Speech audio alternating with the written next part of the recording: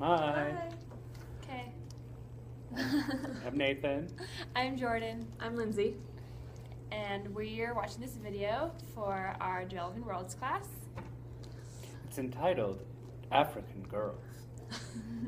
And it's about this woman who did humanitarian work and she won the Nobel Peace Prize. And it's really interesting. Yeah, she talks about how she traveled to all of these different countries, and she shares stories about these African girls that she had met, and they're very inspiring. I think they're very inspiring. Oh, definitely. And it had a lot to focus on education. Yeah. And it started out when she went to this place in Africa that someone asked her to take her daughter.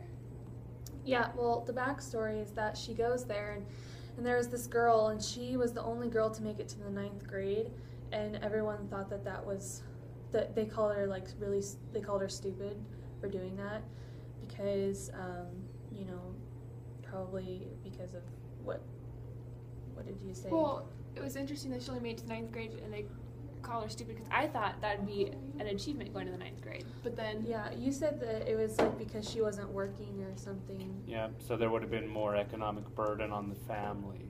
And she probably lives among a community where education is placed second above even living standards, which, we've basically been taught all our lives is not right, and that we should put education first, which is why we have parents who are like, no, you're going to school, whether you like it or not. And we say, but Mom, I don't want to go to school.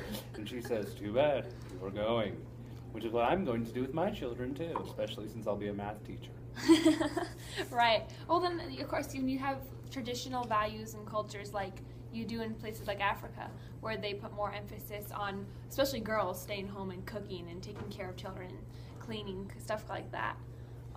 So for this mother to beg this woman to take her child so that they can have an education and stuff, and this woman was not able to take her, actually, which I think is really sad, and it's kind of like how we take advantage of the education we get sometimes. Like how many times do we complain we're at school, we're like, oh, I have to go to school today, or I don't want to go to school.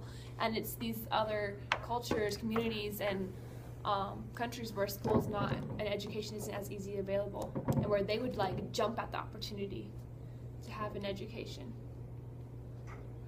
Sorry, my computer was gonna die. I needed to find a plug. Please stand by for technical difficulties. First world problems. So I couldn't find a plug to charge my computer. Okay. What else was there? So then she talked about going to a next village where there was one girl who was the daughter of a woman who had died very young, and they didn't know who the father was. So she was basically like community property, I guess you could say, which meant that no one really took care of her, no one cared about her, and so because of that, in the eyes of the community, her life was really kind of pointless. And they even referred to her, the name that they gave her, translated into English, is pig, which is really sad. Yeah, it was Way, which translated Way, I think. Yeah, I I think it so. was. That sounded And right. she wore nothing but diapers, I heard. I'm Yeah, pretty sure she it walked was around in nothing but her underwear. Yeah, that. That was really sad. Mm-hmm. And then she went on to tell a story about how schools, where they do have schools, how they're not exactly a safe place. And I didn't think about that as we think about, oh yeah, we're going to help countries, we're going to establish schools and education and institutions. Well, a lot of times they have these places, but they're not safe to send the children to. And they were talking about how they have problems with like prostitution and violence in schools Mm-hmm. or in education facilities. Going back to prostitution, I mean, they were saying that there were girls that were, being like sold as prostitutes as young as the age of 12, and they would get paid less than $1 a day.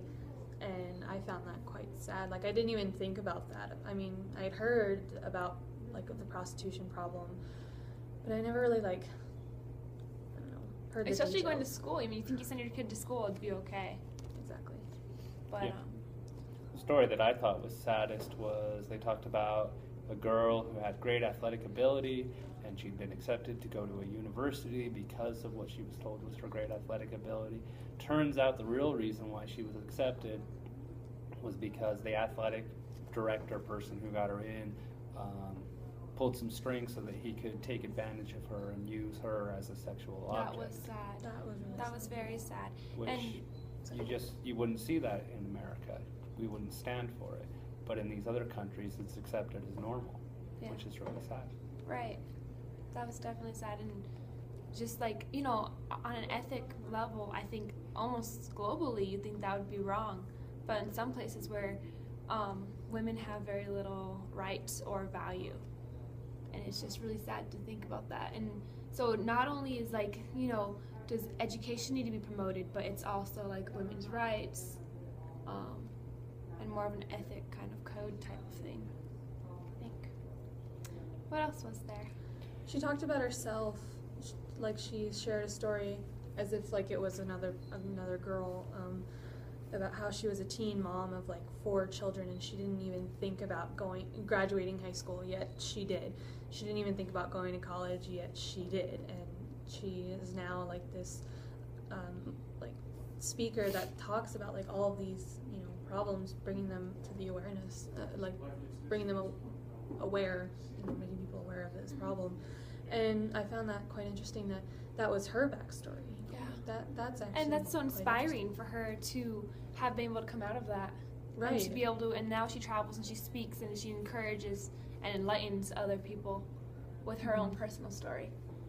I And really even though enjoyed she it. couldn't save those little girls that she talked about in the beginning, you know, she's trying to save others now, those other African girls. Yeah, and that's what I think I was most impressed with, is that through all of this, even though she's seen these terrible things that have happened as she has gone about to the different places that she's been, she's still very hopeful, Yeah.